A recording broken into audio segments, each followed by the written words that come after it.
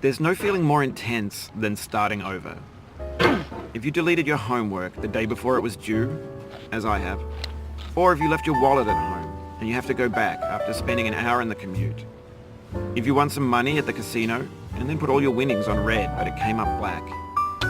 If you got your best shirt dry cleaned before a wedding and then immediately dropped food on it.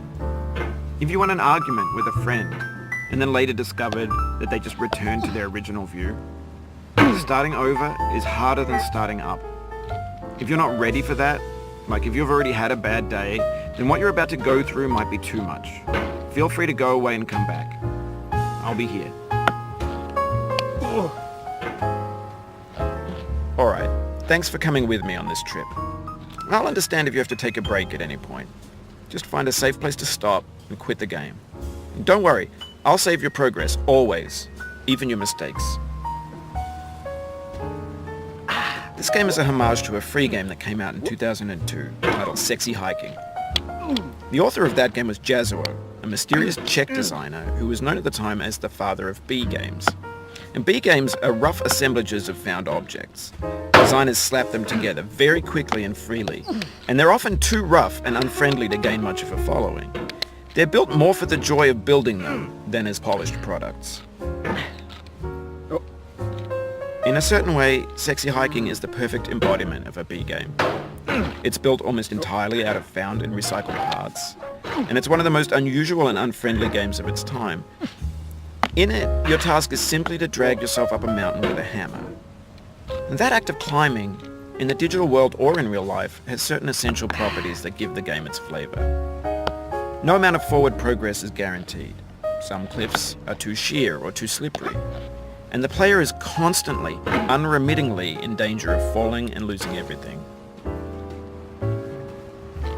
Anyway, when you start Sexy Hiking, you're standing next to this dead tree that blocks the way to the entire rest of the game.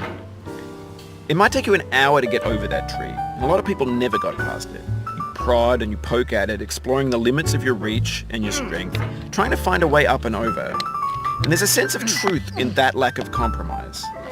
Most obstacles in video game worlds are fake. You can be completely confident in your ability to get through them once you have the correct method or the correct equipment or just by spending enough time. In that sense, every pixelated obstacle in Sexy Hiking is real.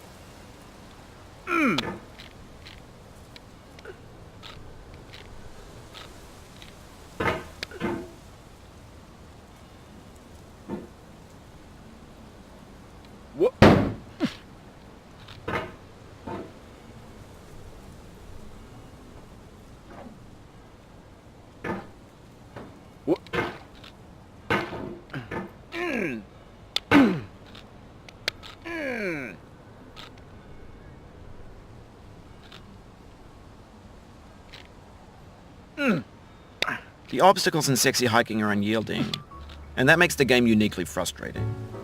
But I'm not sure Jazzuo intended to make a frustrating game. The frustration is just essential to the act of climbing, and it's authentic to the process of building a game about climbing. A funny thing happened to me as I was building this mountain. I'd have an idea for a new obstacle, and I'd build it, test it, and it would usually turn out to be unreasonably hard. But I couldn't bring myself to make it easier. It already felt like my inability to get past a new obstacle was my fault as a player rather than as a builder. Imaginary mountains build themselves from our efforts to climb them, and it's our repeated attempts to reach the summit that turns those mountains into something real. When you're building a video game world, you're building with ideas, and that can be like working with quickset cement.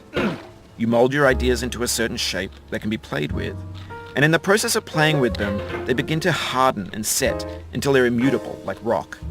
And at that point, you can't change the world, not without breaking it into pieces and starting fresh with new ideas.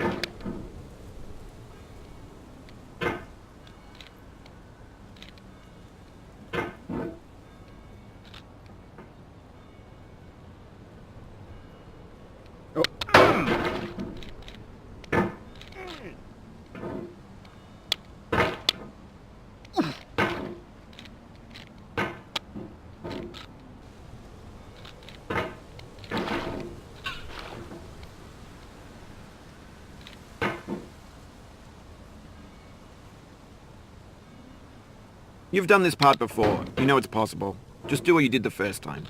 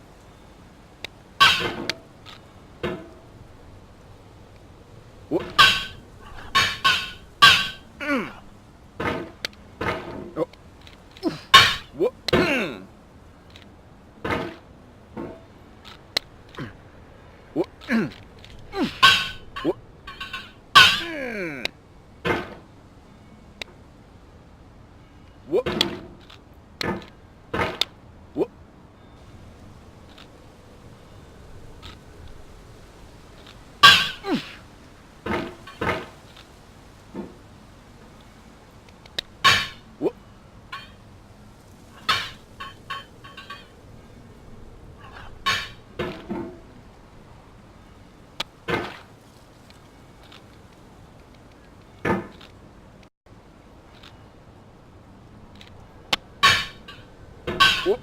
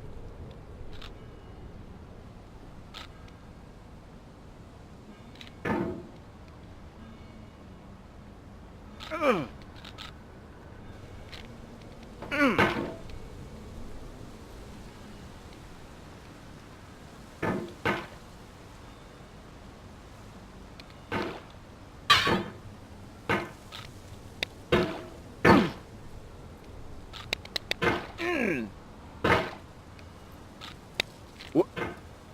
Whoop.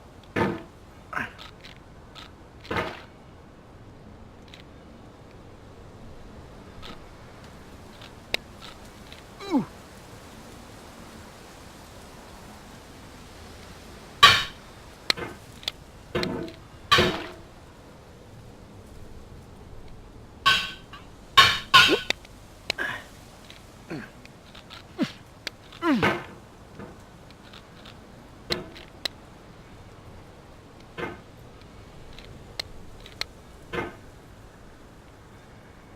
Oh.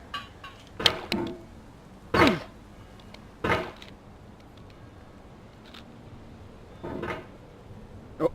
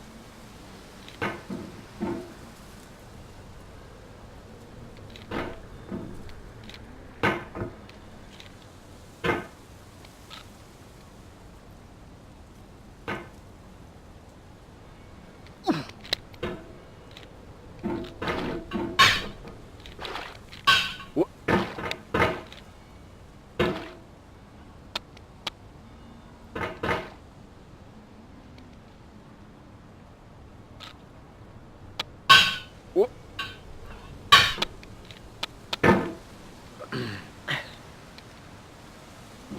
Whoop.